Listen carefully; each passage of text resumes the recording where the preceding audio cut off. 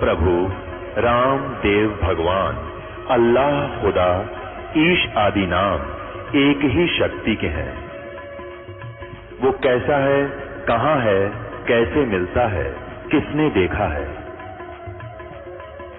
ये प्रश्नवाचक चिन्ह पूर्ण रूप से हटाने के लिए अवश्य सुनिए जगत गुरु तत्वदर्शी संत रामपाल जी महाराज के अमृत वचन, सर्व पवित्र धर्मों के पवित्र शास्त्रों के आधार पर।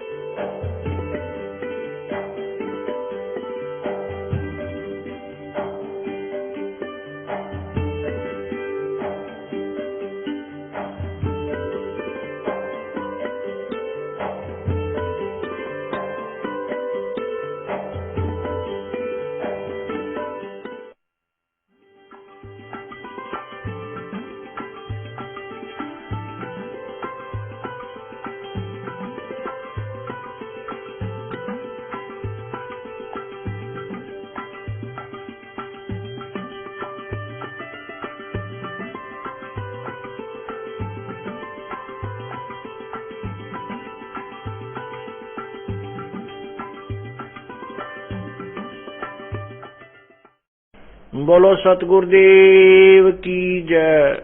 बंदी छोड़ कबीर साहेब की जय। बंदी छोड़ गरीबदास जी महाराज की जय। स्वामी रामदेवानंद जी गुरु महाराज की जय। सर्व संतों की जय, सर्व भक्तों की जय, धर्मी पुरुषों की जय। श्री काशी धाम की जय, श्री छुड़ानी धाम की जय, श्री करौथा धाम की जय, श्री बरवाला धाम की जय। सत साहिब गरीब नमो नमो सतपुरुष को नमस्कार गुरु की नहीं। सुर नर मुनि जन साधुआ संतों सर्वसदी नहीं। सतगुरु साहिब संत सब दंडोतम प्रणाम। आगे पीछे मध्य हुए तिनको जा कुर्बान। नराकार निर्विषम काल जाल वै भंजनम निर्लेपम निज निर्गुणम अकल अनुबे शुंधनम सोहम सुरति समाप्तम सकल समाना निर्तल उज्ज्वल हिरंबर हरदमम बेपरवा अथा है वार पर नहीं मज्जतम। दिव जो सुमरै सिद्ध होई गणनायक गलताना करो अनुग्रह सोई पारस पद परवाना। आदि गणेश मनाऊं गणनायक देवन देवा चरण कमल लौलाऊं आदंत करूं सेवा। परम शक्ति संगीतम रिद्धि सिद्धि दाता सोई अवगत गुण अतीतम सत्य पुरुष निर्मोही। जगदम्बा जगदीशम मंगल रूप मुरारी तन मन अर्पों शीसम भक्ति मुक्ति भंडारी। सुर नर मुनि जन ध्यावे ब्रह्मा विष्णु महेशा शेष सहस मुख गावे पूजै आदि गणेशा। इंद्र कुबेर सरीखा वरुण धर्म राय ध्यावे समर्थ जीवन जी का मन इच्छा फल पावे। 33 कोटि आधारा जावे से 88 उतरे भवजल पारा कट है यम की फांसी। 33 कोटि आधारा जावे से 88 उतरे भवजल पारा कट है यम की फांसी। कर जोरूं विनती करूं धरूं चरण पर शीश। गुरु राम देवानंद जी महाराज ने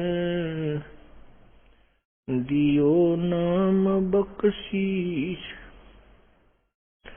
कोटि कोटि सिजदा करूं कोटि कोटि प्रणाम। चरण कमल में राखियो मैं बांधी जाम गुलाम। जय इब कै सतगुरु मिलें सब दुख आँखों रोए। चरणों ऊपर शीश रखूं, कहूँ जो कहनी हो। कबीर गुरु जी मिलेंगे, पूछेंगे कुशलात। आज अंत की सब कहूँ, अपने दिल की बात। गुरु जी तुम ना भूलियो, गुरु जी तुम ना भूलियो, चाहे लाख लोग मिल जाएं, हमसे तुमको बहुत है, तुमसे हमको नहीं। तुम्हारे विसारे क्या बने, मैं किसकी शरण में जाऊं। शिव ब्रंच मुनि नारदा, तिनके हृदय न समाऊं। अब गुण किए तो बहुत किए, करत न मनी और। बावे बंदा बख्शियो, बावे गर्दन उतार। अब गुण मेरे बाप जी, बख्शो गरीब नवाज। जो मैं पूत कपूत हूँ, बोर पिता को लाज। मैं अपराधी जन्म का, नक्सक बरे विकार।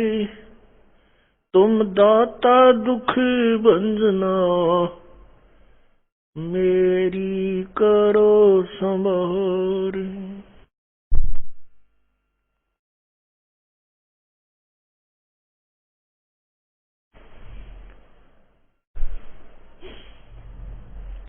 कुत्ता तेरे दरबार का, मोतिया मेरा नाम। गले प्रेम की जेवड़ी, जहाँ खेचो वहाँ जाऊं। तो करो तो बावड़ू, दूर दूर करो तो जाऊं। जो राखो तो ही रहूं, जो देवो सो खाऊं।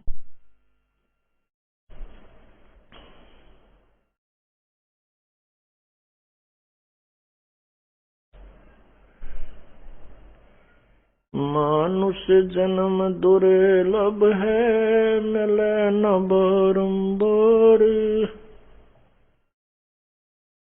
सरवर से पत्ता टूट गिरे वो, बोर न लगता डर।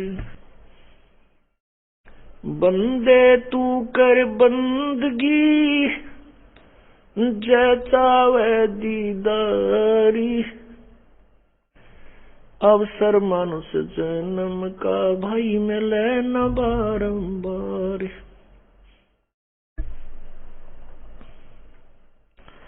मानुष जन्म पाके, नहीं रटे हरि नाम। जैसे कुआ जल बिना, फिर बनवाया क्या काम। मात पिता मिल जाएंगे, 1,84 माँ। सतगुरु सेवा और बंदगी, भाई फेर मिलन की ना।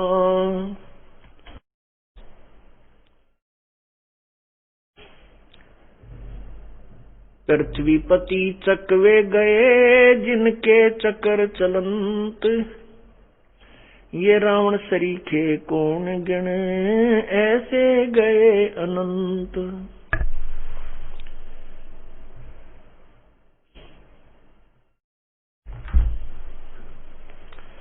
मर्द गर्द में मिल गए वो रावण से रणधीर, कंस के सी चाणूर से हिरण्यकशिपु बलबीर। तेरी क्या बुनियाद है जीव जन्म धर लेत, गरीब दास हरि नाम बिना खाली रह जा खेत।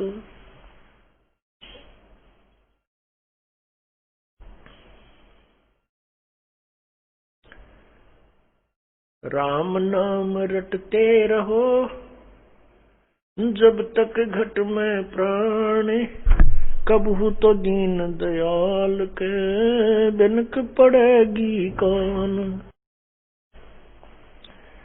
सर्व सोने की लंका होती रावण से रणधीरम, एक पलक में राज विराजी जम के पड़े जंजीरम। मन तो सुख के सागर चल रे भाई और न ऐसा जस रे, मन तो सुख के सागर बस रे और न ऐसा जस रे, मन तो सुख के सागर बस रे भाई और न ऐसा जस रे।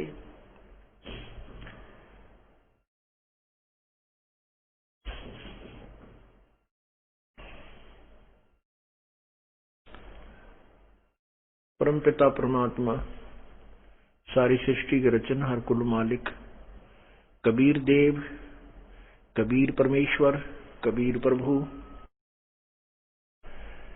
अल्लाहु अकबर, अल्लाहु कबीर, अल्लाह कबीर, हक्का कबीर, या इसको कहो रब्बा कबीर, रब कबीर, अपनी अपनी भाषाओं में अपने क्षेत्रीय ज्ञान के अंदर उस परम पिता के नाम है।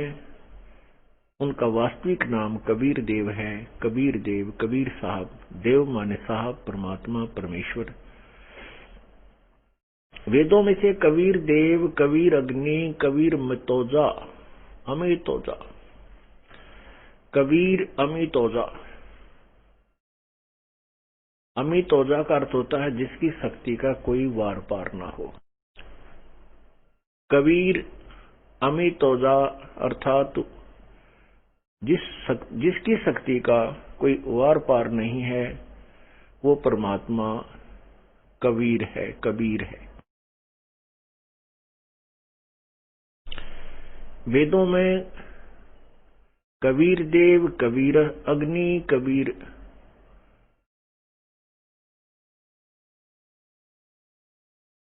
परिभू, मनीषी, कबीर मनीषी, ये जो शब्द हैं ये परमात्मा पूर्ण ब्रह्म के वास्तविक नाम की तरफ संकेत है। वेदों में कबीर देव जो शब्द है उसको व्याकरण वालों ने अपनी सोच से उसका अर्थ कवि लिख दिया और कवि का अर्थ उन्होंने कांत परजय सर्वज्ञ कर दिया। कोई भी नाम है किसी भी व्यक्ति का, उसका कुछ ना कुछ अर्थ होता है। यदि निरर्थक है तो उसका नाम ही नहीं रखा जाता, वो नाम रखा ही नहीं जाता जो निरर्थक होता है।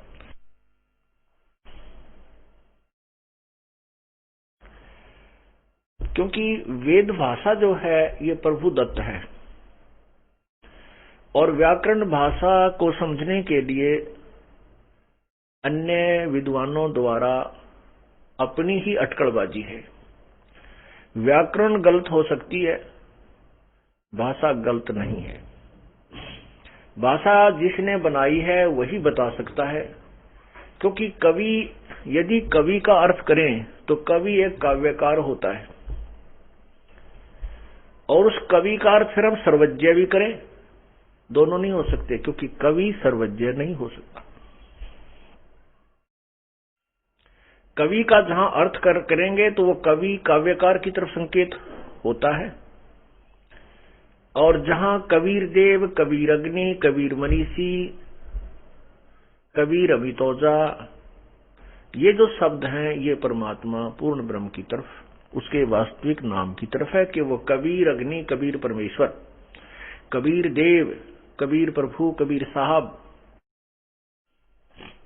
जैसे परमात्मा अपने वास्तविक नाम से सन 1398 अर्थात संवत 1455 में प्रकट हुए, अपना वास्तविक कबीर देव नाम लेकर, कबीर साहब नाम लेकर के, कबीर नाम लेकर के।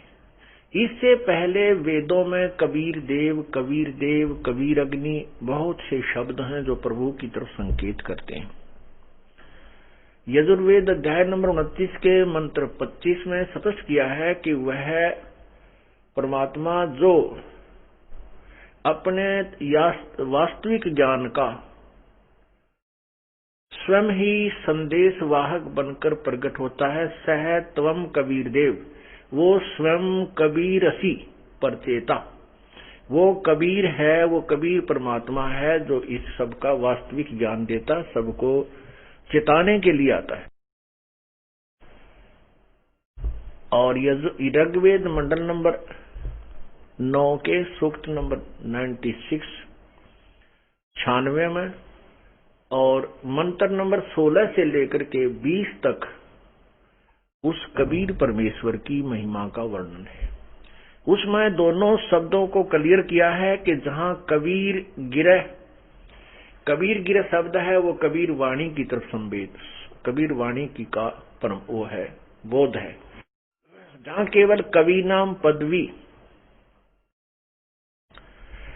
उसके बारे में लिखा है कि जो पूर्ण परमात्मा कबीर है वो प्रसिद्ध कवि भी की उपाधि भी प्राप्त करता है, क्योंकि वो अपनी महिमा यानी परमात्मा पाने की अपनी महिमा को ही वो काव्यों के माध्यम से, लोकोक्तियों के माध्यम से, निवचनानी लोकोक्तियों, शब्द, दोहों के माध्यम से, श्लोकों के माध्यम से उच्चारण करके बोलता है, ऊंची आवाज में गरजता हुआ बोलता है। इसलिए उसको प्रसिद्ध कवि की उपाधि दे दी जाती है, लेकिन वो होता है परमात्मा है। मंडल नंबर ऋग्वेद मंडल नंबर 9 सूक्त नंबर 96 में मंत्र नंबर 16 में कहा है कि हे परमात्मा, आप अपने उस वास्तविक नाम के विषय में जानकारी दें जिससे हमारा इस प्राणियों का कल्याण हो। उसके 17वें में कहा है कि वो कबीर परमात्मा है और वो उच्चारण करके अपनी महिमा को स्वयं ही बोलता है, गरज गरज के बोलता है। कबीर ग्रह वो कबीर वाणी, और उनके 18 में लिखा है कि वो परमात्मा तीसरे मुक्ति धाम में विराजमान है, तेजो में शरीर युक्त है। और वो परमात्मा जब बालक रूप धारण करके आता है, बड़ा होकर के अपनी महिमा की वाणी स्वयं ही उच्चारण करता है। उससे संत रूप में प्रगट अर्थात ऋषि रूप में प्रगट परमात्मा के द्वारा उच्चारण की गई उन वाणी, वो कबीर ग्रह, कबीर वाणी उनके अनुयायियों के लिए बहुत प्रिय होती है, आनंददायक होती है, स्वर्ग के तुल्य आनंददायक होती है। उनके उसके अनुयायी जो उसकी वाणी को, उनके ज्ञान को ग्रहण करके उनका अनुसरण करते हैं, उनके अनुसार साधना करते हैं, फिर उस वाणी को बड़े प्यार से श्रद्धा के साथ उच्चारण करते हैं, पढ़ते हैं। इससे स्पष्ट हो गया कि इसमें दोनों ही शब्दों के अर्थ क्लियर कर दिए। कबीर गिरह कबीर वाणी, हम उसको कबीर वाणी बोलते हैं, कबीर प्रभु की, और वो अमर परमात्मा ही होता है जो प्रसिद्ध कवि की भी पदवी प्राप्त करता है। अभी तक पुण्यात्माओं हम परमात्मा को, कबीर जी को एक सिंपल पोइट मानते थे, एक अच्छा कवि मानते थे, एक साधारणतः हम उसको एक अच्छा कवि मानते थे। लेकिन अब उनके गुणों से और शास्त्रों के प्रमाणों से प्रमाणित हुआ कि वो तो पूर्ण परमात्मा थे। यही वेद बता रहे हैं कि वो परमात्मा जो प्रसिद्ध कवि की पदवी भी प्राप्त करता है, वो परमात्मा पूर्ण ब्रह्म ही होता है, अमर पुरुष ही होता है। तो उस परमात्मा ने हमें आकर के क्या बताया है? अब जैसे कवि शब्द का उन्होंने कवि बना दिया, कबीर शब्द का, कबीर देव का। अब जैसे यजुर्वेद है, ये देखिएगा, ये यजुर्वेद है, ये यजुर्वेद है, इसके ऊपर रै लगा है। इस रै को ये क्या करते हैं, यहां बिंदी 2 लगा देते हैं, अपसर्ग विसर्ग, 2 विसर्ग लगा करके यजुर अलग कर देते हैं, वेद को अलग कर दें। और यजुर का हम अर्थ कर दें, यजुर माने ऋग्गीय स्तुतियां। यजुर का अर्थ होता है, यजुर का अर्थ होता है ईश्वरीय महिमा की, प्रभु की महिमा की ऋचाएं, यजु। तो अब हम इसका अर्थ कर दें, यजु माने परमात्मा की महिमा की ऋचाएं, तो वो अर्थ भी है इसका। लेकिन यजुर्वेद इसके साथ लगा है, तो इसका अर्थ है कि वो कोई बुक है जिसको यजुर्वेद कहते हैं। ऐसे ही हम कबीर देव को, जैसे कबीर देव शब्द है और उसको हम उसके 2 अर्थ कर दें, कबीर अलग कर दें और देव अलग कर दें, तो भी वो कबीर प्रभु के तरफ ही संकेत होगा। जिस प्रकार यजुर्वेद, इस यजुर्वेद को हम 2 हिस्सों में कर दें तो भी इस पवित्र पुस्तक की तरफ ही का ही बोध है। इसी प्रकार यदि हम कबीर देव को अलग कर दें, 2 हिस्सों में डिवाइड कर दें, इसका संधि छेद कर दें, तो भी परमेश्वर की तरफ ही संकेत है।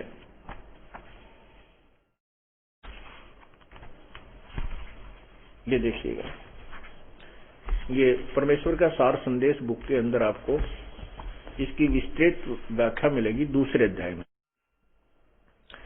ये यजुर्वेद आपने देखा, इसके 2 हिस्से कर दिए, ये यजुर्वेद है। इसका रै हटा करके इन्होंने अपसर्ग लगा दी, मान लीजिए यहां पर यजुर्वेद, तो भी यह वही पवित्र पुस्तक यजुर्वेद का ही बोध है। इसी प्रकार यहां कबीर देव वेदों में, ठीक इसी प्रकार चारों पवित्र वेदों में लिखा है, वह है कबीर देव, कबीर परमेश्वर है। इब कबीर देव को कबीर परमेश्वर लिखना ऐसे ही उचित है जैसा यजुर्वेद यजु प्लस में वेद करके, जैसे यजु प्लस में वेद कर दिया,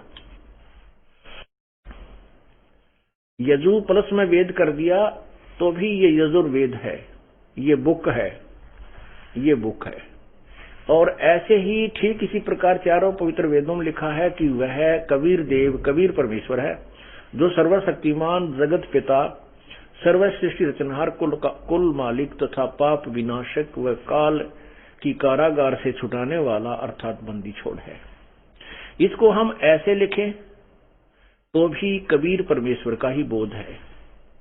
इसको हम ऐसे लिखें, कवि विसर्ग लगा करके देव लिखे, तो भी कबीर परमेश्वर अर्थात कबीर प्रभु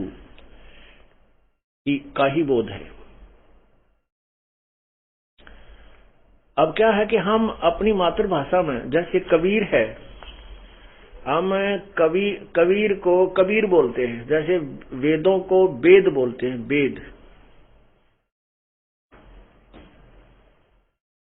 ठीक इसी प्रकार कबीर, जैसे देवी को देवी बोला अगर हमारे मातृभाषा में, तो देवी बोला अगर, देवी की पूजा, देवी का मंदिर था वहां पर, देवी यानी वह को हम वह बोलते हैं। ये हमारी मातृभाषा में, विशेषकर पूरे हिंदुस्तान में ही ऐसे वह को वह बोलते हैं। अब शिक्षा का प्रचार हो जाने से बेशक बच्चे पवित्र और शुद्ध भाषा बोलने लगे, तो परमात्मा की महिमा जो वेदों में कबीर देव थी, वो पहले से ही कबीर देव, कबीर साहब, कबीर भगवान, वह को हम वह, और अपने जो स्थानीय उच्चारण के आधार पर हम कबीर देव को कबीर बड़ी ई की मात्रा उच्चारण ऐसा बोलते थे जिसमें लिखने में फिर वो लिखने लगे तो कबीर साहब कहने लगे, कबीर भगवान, कबीर देव, ऐसे। तो उस कबीर परमेश्वर ने आकर के हमें यथार्थ ज्ञान बताया। उस परमेश्वर ने हमें यह भी प्रमाणित किया कि जो ये काल है, ये काल भगवान है जो 21 ब्रह्मांड का मालिक है, स्वामी है, प्रभु है। इसके 3 पुत्र हैं, रजगुण ब्रह्मा जी, सतगुण विष्णु जी, तमगुण शिव जी। और ये अपने आहार के लिए, अपने संसार चालू रखने के लिए इन तीनों पुत्रों द्वारा यहां जीव उत्पत्ति, सतीथि और फिर अपने खाने के लिए संहार करवाता है। और इस काल भगवान ने अपना दूत, अपना एजेंट, अपनी गुप्त पावर मन रूप में प्रत्येक प्राणी में विद्यमान कर रखी है। ये मन जो है ये काल का ही स्वरूप समझो, ये 21 ब्रह्मांड के प्रभु का ही स्वरूप समझो, उसी का एजेंट समझो, उसी का दूत समझो। आत्मा और मन का इस काल ने योग बनाकर हमारे को जीव संज्ञा दे दी, हम जीव बन गए। परमात्मा ने कहा है कि मेरे हंसा भाई, हंस रूप था जब तू आया, अपना स्वरूप भूल मैं भूला, तू तात जीव कहाया। तू हंस था, परमात्मा के गुणों से मिलती हुई आत्मा के गुण हैं, परमात्मा से मिलते जुलते आत्मा के गुण हैं। इस काल ने हमारे अंदर इस मन का योग करके, इस मन के द्वारा आत्मा को बहुत मलिन बना दिया और जीव संज्ञा में ला करके छोड़ दिया। अब हम आजीवन इसी चिंता में रहते हैं कहीं हम मर ना जाएं, इसी चिंता में रहते हैं कहीं हमारा नुकसान ना हो जाए, कहीं हमारे बच्चों को कोई हानि ना हो जाए। एक मकान बन जाए, मकान बन गया तो फिर एक और बन जावे, एक मोटर कार हो जावे। इस तरह की जो यहाँ की जो नाशवान संपत्ति के संचन में ही हम इस नाशवान संपत्ति के ही एकत्रित करने में अपना जीवन व्यतीत कर देते हैं। और ये कराता कौन है? ये काल कराता है। 3 गुण इसमें सहयोगी हैं। रजगुण ब्रह्मा जी द्वारा सभी जीव प्रेरित होकर के उसकी शक्ति से अंदर से गुप्त रूप में ऐसा प्रभाव बनता है कि ये जीव अपने आप संतान उत्पत्ति के लिए प्रेरित हो जाता है और इतना प्रबल हो जाता है कि ये फिर आगा पीछा नहीं देखता।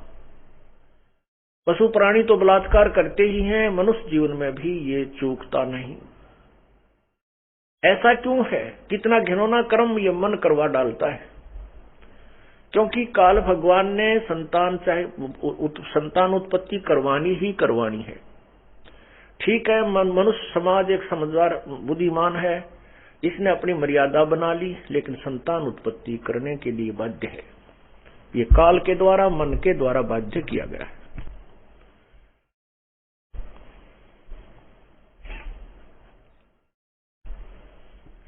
परमात्मा ने क्या बताया है अपनी अमृतवाणी में?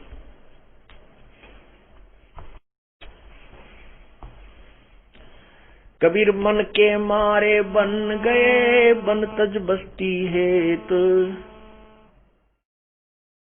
श्रृंगी रसी से पाकड़े, ये मन हेला देत।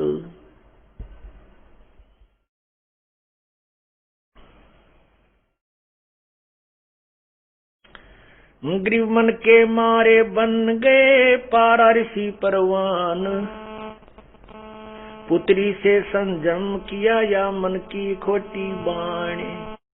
एक समय पाराशर ऋषि जो वशिष्ठ जी के पौत्र थे और शक्ति ऋषि के पुत्र थे, उसके विषय में शवशम वेद बताता है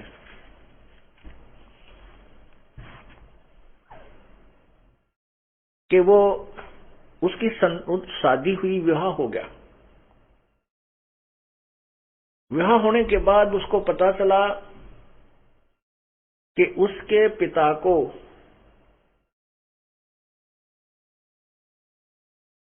एक अन्य जाति के व्यक्तियों ने मार दिया था। इसलिए वो शादी के तुरंत बाद घर त्याग कर जंगल में सिद्धि शक्ति प्राप्त करने के लिए जाने लगा। उसकी पत्नी ने कहा कि अभी तो हमारा विवाह हुआ है, संतान उत्पत्ति कर लेते हैं, उसके बाद आप साधना पर चले जाना।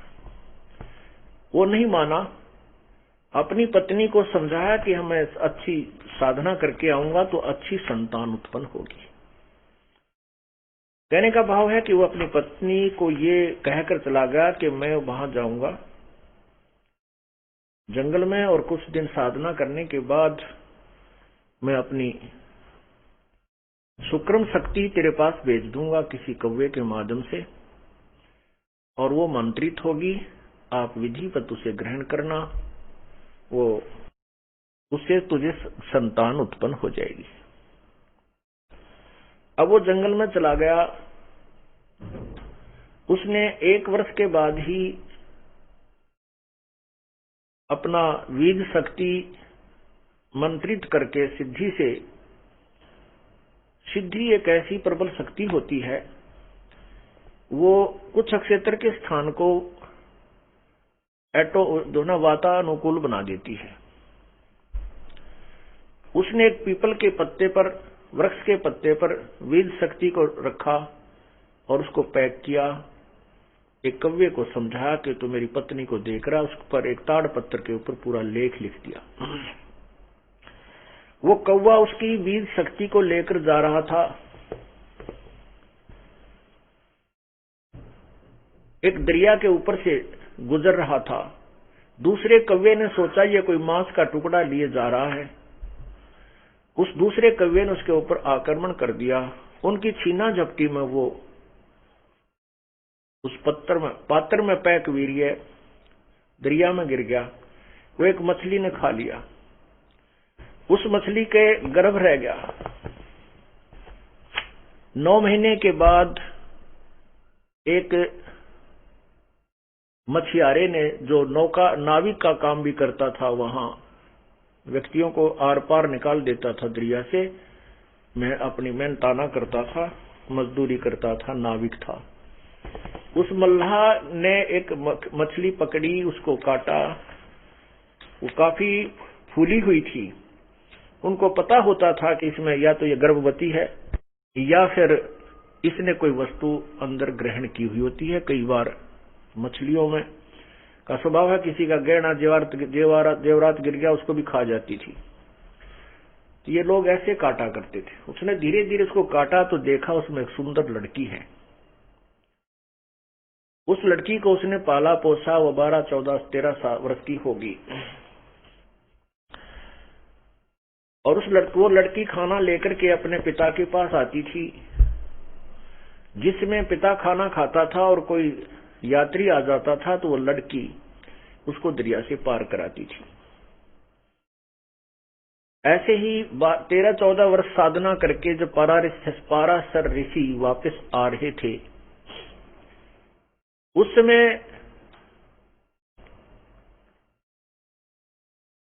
वो लड़की जो उसी की लड़की थी, पाराशर ऋषि की लड़की थी, उसी की बीज शक्ति से मछली में उत्पन्न हुई थी। वो लड़की खाना लेकर के अपने नाविक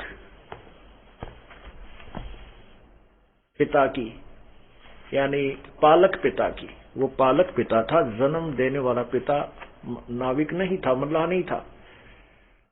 वहां खाना लेकर गई हुई थी, रोटी लेकर गई हुई थी, तो मल्लाह खाना खा रहा था। उधर से पाराशर ऋषि अपने घर में जाकर के जाने की धुन में था, जंगल से आ रहा था और शहर की तरफ उसने जाना था। तो उसने आकर के मल्लाह से कहा कि मल्लाह मुझे शीघ्र दरिया से पार कीजिए।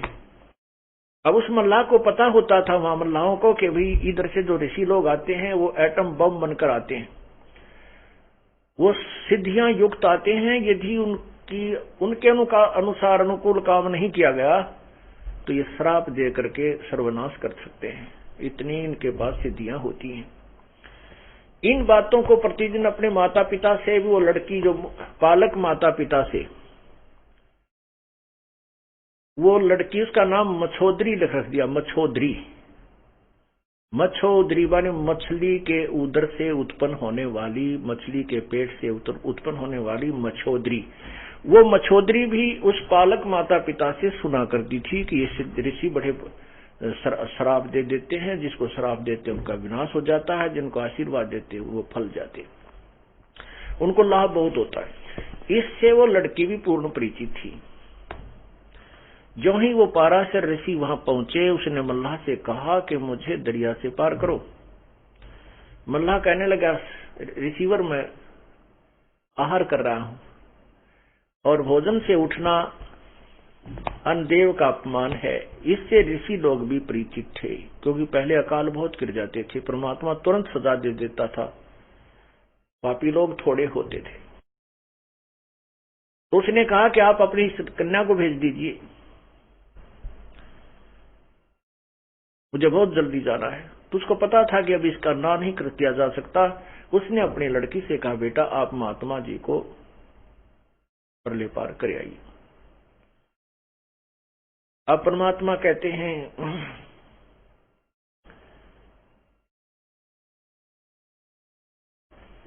मन के मारे बन गए पारा ऋषि परवान, पुत्री से संजम किया भाई मन की खोटी बाण।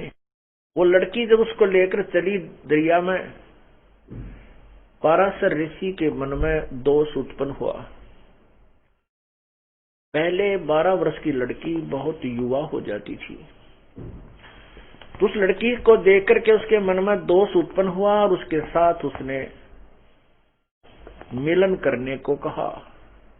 लड़की ने कहा कि मेरे अंदर से बदबू आ रही है स्वामी जी, आप पवित्र हो, मैं एक शूद्र की लड़की हूं,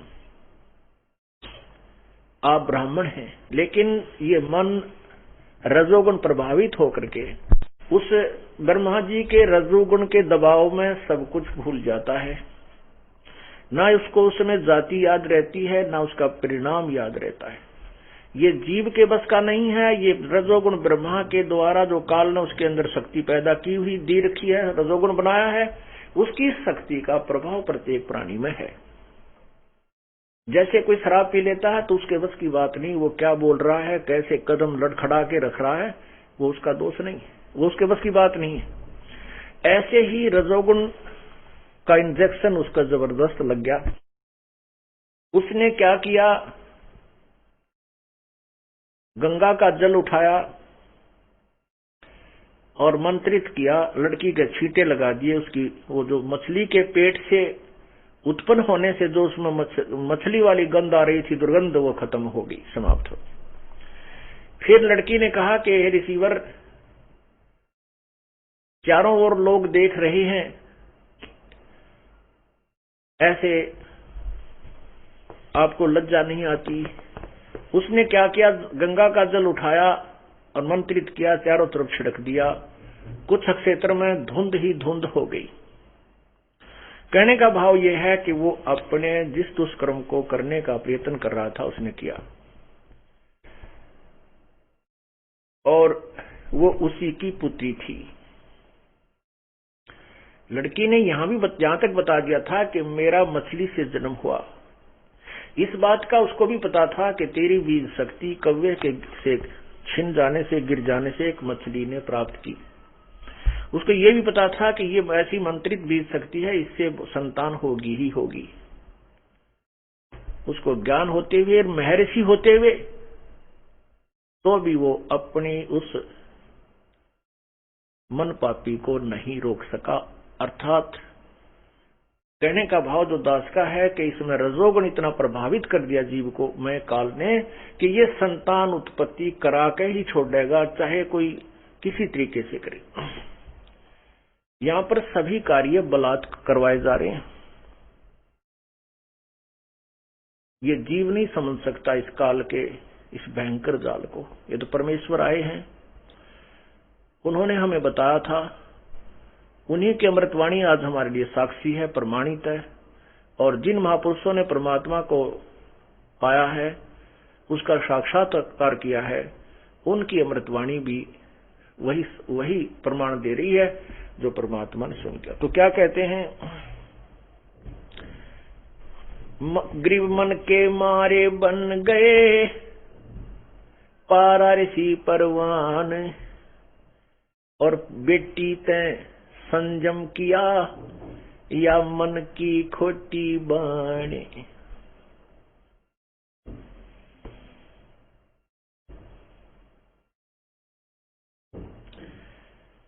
ग्रीव सुरपति का तो मन चला गौतम ऋषि की नार, इंद्र सेंसबग हो गए लगी चंद्र मृगछार।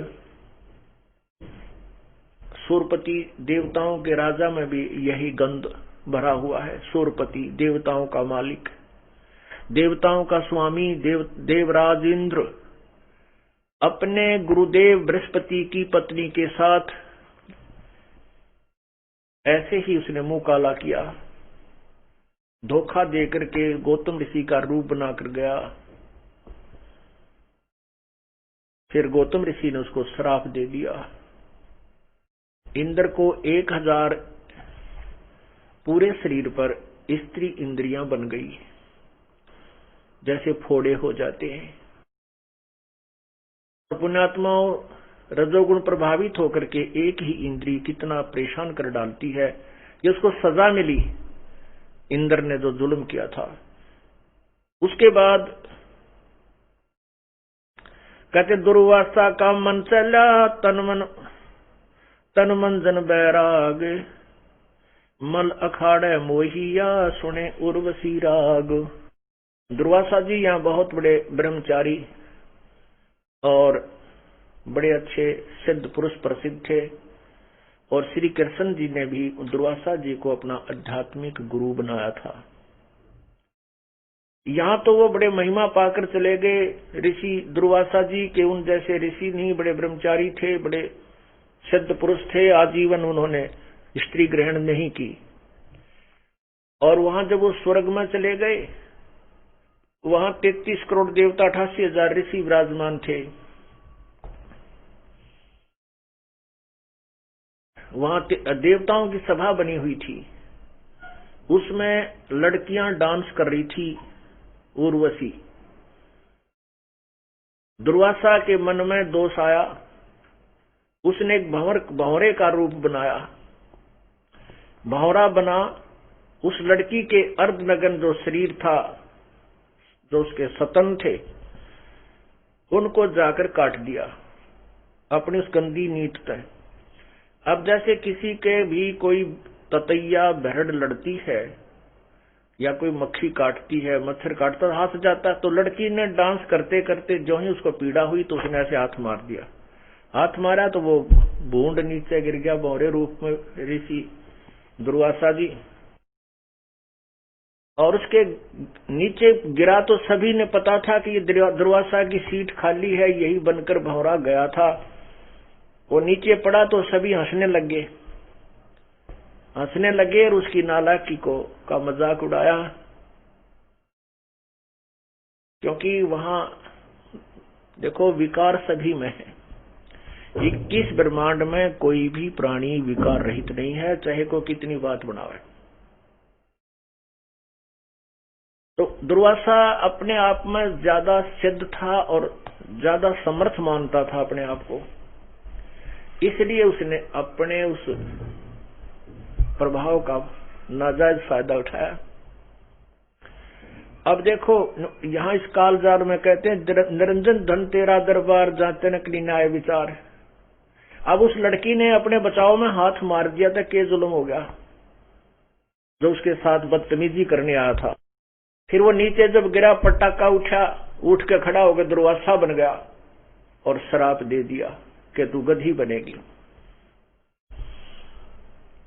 अब वो उर्वशी का जब समय आया, शरीर छूट गया और वो गधी की योनि में चली गई। परमात्मा कहते हैं निरंजन धन तेरा दरबार। यहाँ तो लाठी आले की भैंस है, चाहे इस पृथ्वी लोक पर देख लो, चाहे स्वर्ग लोक में देख लो, और चाहे महास्वर्ग में जाकर देख लो, उनके इतिहास देख लो। तो परमात्मा कहते हैं ये मन जो है काल का दूत है, ये अप्रत्यक्ष रूप में काल ही समझो।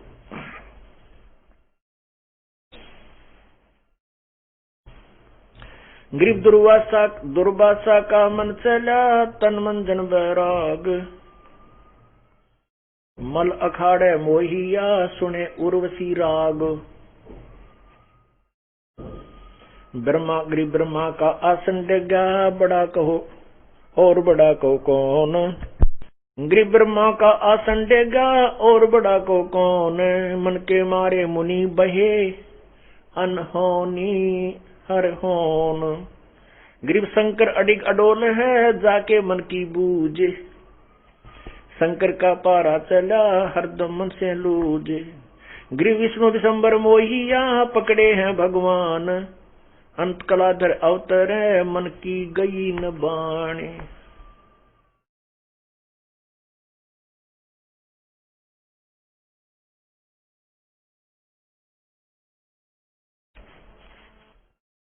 ग्रीव जुगन जुगन के दाग हैं, ये मन के मैल मसंडे।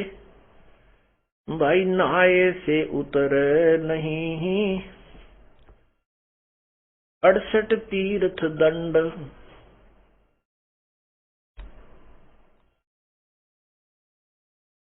ग्रीव जुगन जुगन के दाग हैं, ये मन के मैल विकार। धोए से नहीं जाते हैं, ये गंगा नहाया केदार। चाहे गंगा में नहा ले, चाहे केदारनाथ में जाकर सरोवर में उस जोड़ में नहा ले, ये मन के मैल नहीं जा सकते। मन का गंदापन ये बाण खत्म नहीं हो सकती। ये तो परमात्मा के ज्ञान से, भक्ति के प्रभाव से ही नष्ट हो सकती है, इससे निष्क्रिय हो सकती है। परमेश्वर ने अपनी भी लीला की है। काल ने मन रूप में इस काल आत्मा को जकड़ा हुआ है। परमात्मा ने भी अपना एक अंश निज मन भी आत्मा के साथ जोड़ रखा है। अब जैसे कोई भी दुष्कर्म करने की तैयारी करता है, चोरी की, ठगी की, कोई ऊंच नीच, वैसे भी तो अंदर से आवाज निज मन की आती है। आत्मा कुछ नहीं कर पाती, ये तो विवश हो चुकी है, अपने पैर पर कुआड़ा मार के। इसको मन नचाता है और निज मन इसको संकेत करता है, सहयोग संकेत करता है। ये उसकी ना मान करके मन के अधीन, इस काल रूपी मन के अधीन ज्यादा रहती है। और जब हम परमात्मा से जुड़ जाते हैं तो निज मन अर्थात उसको जीव आत्मा कहो, मन, वो निज मन कहो, वो उस आत्मा को भ्रमित नहीं होने देता। क्योंकि परमात्मा भी इस शरीर में, जैसे काल ने अपना दूध छोड़ दिया और स्वयं अलग रहता है, ऐसे परमात्मा ने भी अपनी शक्ति छोड़ दी, उसको निज मन कहते हैं। तो क्या बताते हैं, मन कामी ही मैल है, निज मन को टुक बूझ। निज मन से निज मन मिले, खाकी मन से लूज। अब निज मन से निज मन मिले। अब परमात्मा के शरण में हम आने के बाद हमारे अंदर ईश्वरीय शक्ति का संचार होता है तो निज मन परमात्मा की तरफ खिंचाव करता है, आत्मा को ये फिर निज मन उधर खींचता है।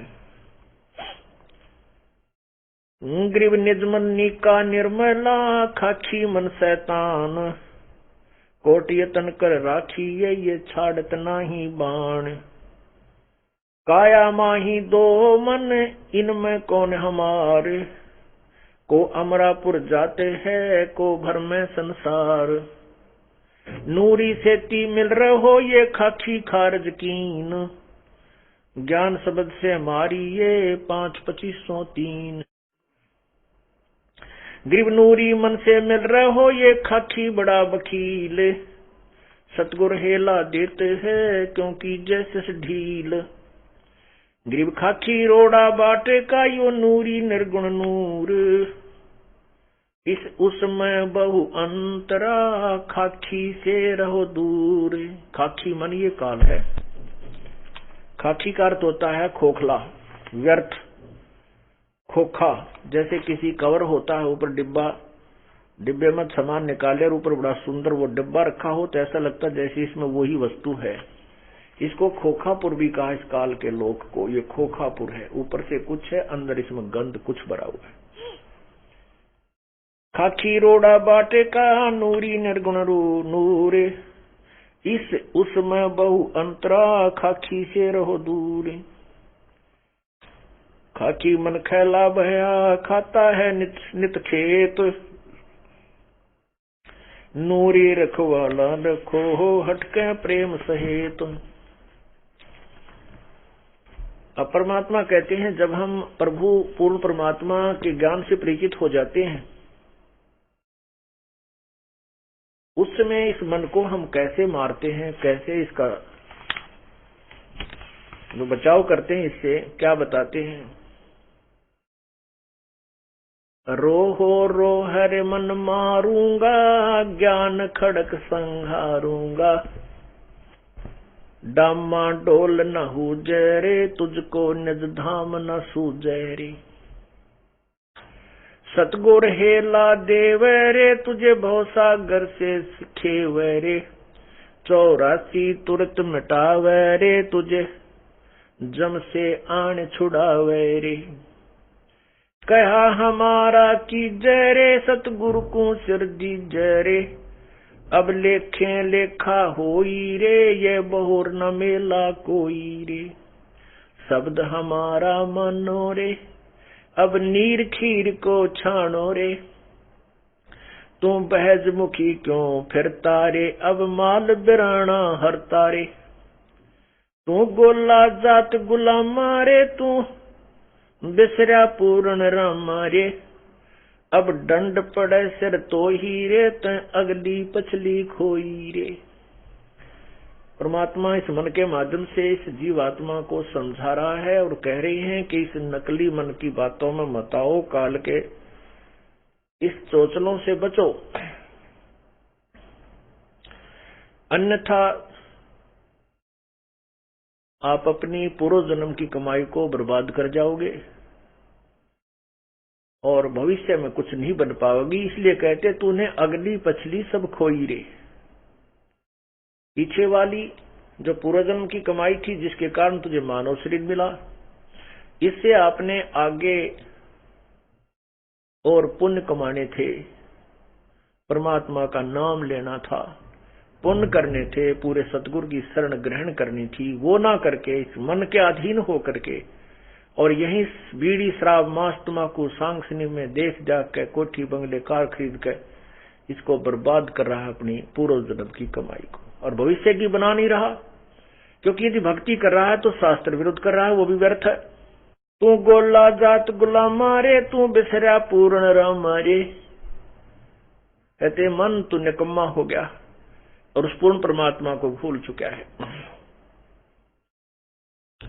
दंड पड़े सिर तो ही रे, तै अगली पिछली खोई रे। तेरे सिर पर दंड पड़ेगा तो 84 लाख योनियों में कष्ट उठाएगा। कृत गनी तू बड़ुआ रे, तुझे लाग गए साहेब कड़ुआ रे। इस मन को परमात्मा कह रहे हैं कि तुझे रागनी अच्छी लगे हैं, फिल्मी गाने बढ़िया लगे, माया जोड़ने के लिए कितना प्रयत्न करवा ले, रात और दिन झूठ कपट है, खड़ा होकर रुके मारे जा, ले 2 के 20, 10 के 20, 10 के 20, अरे 2 घंटे नो के भगवान भी याद कर ले, कति नहीं अच्छा लगता, इसने रुचि ही नहीं बनती। तो यहाँ क्या कहते हैं, मन करत गनी तू बड़ुआ रे, तुझे लग गए साहेब कड़ुआ रे, तुझे भगवान कड़ुआ लग रहा है। मन मारूंगा मैं दाना रे, सतगुरु शमशेर समाना रे। अरे मन तन काट जलाऊं रे, दिखे जा आग लगाऊं रे। अरे मन अजब अला मारे, तन बहुत बिगाड़े का मारे। हैरान हवानी जाता रे, सिर पीते ज्ञानी ज्ञाता रे।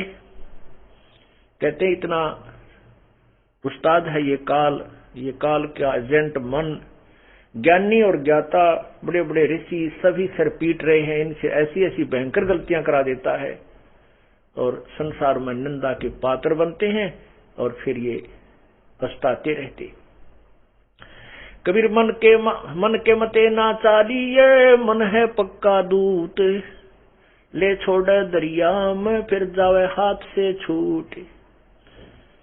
अब जैसे विश्वामित्र तप कर रहा था, इंद्र ने उर्वशी भेज दी, उसके साथ रही पत्नी रूप में, फिर एक कन्या का जन्म दे करके उस नवजात कन्या को उसी के पास छोड़कर चली गई और कह दिया, ऋषि जी तेरा और मेरा इतना ही संयोग था, पाल तेरी बेटी ने,